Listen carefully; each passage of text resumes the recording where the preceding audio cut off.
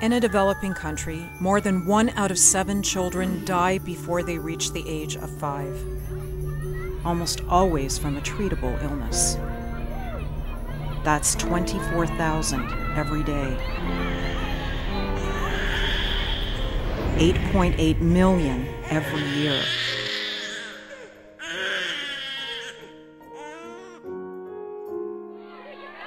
Imagine, 400 busloads of children die every day. There is a widespread lethal sickness that targets children under 5. The truth is, almost all these children die from a common disease we know how to cure. It's not a virus. It's not a pandemic. It's simply our neglect. It was when he was 1.5 years old that Faisal needed serious medical treatment. He had diarrhea, didn't want to eat, didn't want to drink. Basically, he was not well. He was not active like other children. Every time there is a flood, dirty water and garbage comes into the house. Faisal often plays in the flood water. I'm sure it contributes to his sickness. I had a second child that was also sick all the time. When she was only 1, she got dengue fever. I didn't know what to do. When I finally got her to the hospital, she only got 3 hours of treatment. Later that day, she died. I know now that I brought her to the hospital too late. I'm very afraid that dengue fever will come again, like the epidemic, like the one before that killed my child. Around the world, waterborne diseases pose a huge risk to children under 5. For many communities, the source of household drinking water is also used as a dumping area for human or animal waste.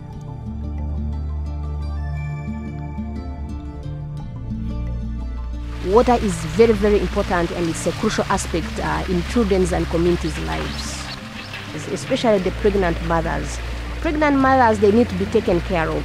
So they can be able also to fetch water, then they also get clean water within their bodies, whereby the children, the young ones, the fetus are not affected.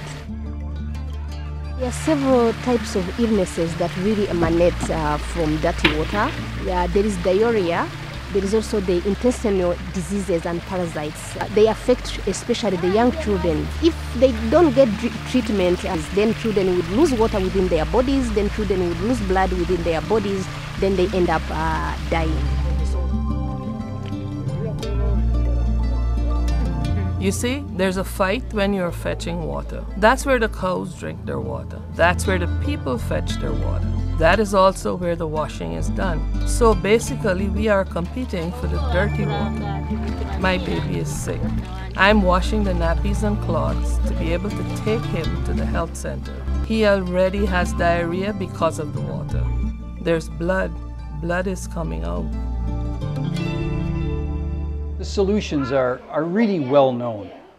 Give a child clean water, nutrition, access to health care, and they'll grow and thrive. So we know how to make things right. But children continue to die, thousands of them each day. Why?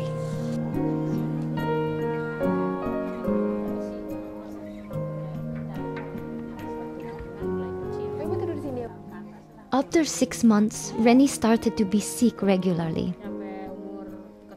By the time she was 10 months old, Rennie had a respiratory illness. A month ago, the doctor diagnosed Rennie with hepatitis. I have little money to buy food. We only eat once a day. My husband works as a fisherman, but he's been missing for 5 months. There's no news from him. I'm really heartbroken about Rennie's health condition because I can't afford to buy medicine for her. When Rennie gets sick, I just cry and cry.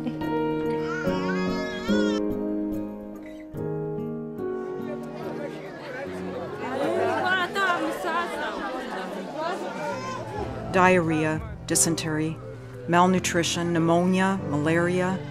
These killer diseases can be prevented with the simplest of remedies, but only if access to basic health care is available. More and more children are getting assistance, so the numbers are going down. But it's not dramatic, it's very insignificant. Part of that reason is that as we treat more children, more get the message and more people come.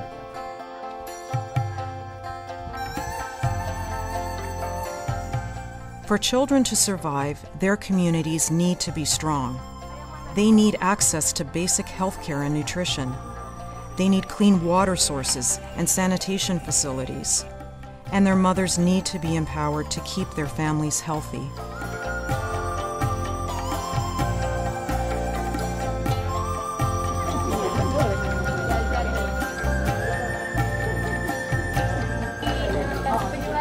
This clinic is a health clinic for village members that focuses on children under 5. It's also an education center for pregnant and breastfeeding mothers.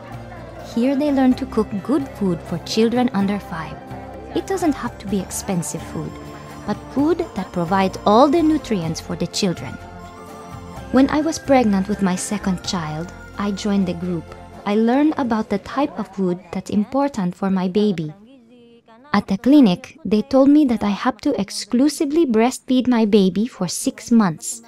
There is a big difference between my first child and my second child.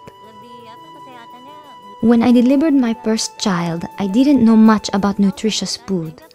My first child was malnourished when she was born. She was often ill, often got sick, and she couldn't eat a lot of food. She's late in learning how to talk and still speaks poorly. She's now 6 years old, compared to my second child who is 2. My second child speaks better than her. We have low-cost, low-tech ways that give every child the opportunity to live beyond their 5th birthday. There's no mystery to solving this problem. Millions of children are still dying before the age of 5 because of our neglect. 5 years is not a child's lifetime. The Canadian government will make children and their mothers a priority at this year's G8 summit. What does that mean? Use your voice. Encourage our government to commit significant funds to stop child and maternal deaths. Making them a priority is not enough. Take 5 minutes. Do 5 things. Support a child in need. Know what children face. Join the campaign network. Share the campaign with others. Act to save a child's life. No individual or organization can solve this problem on their own, but together we can make change happen.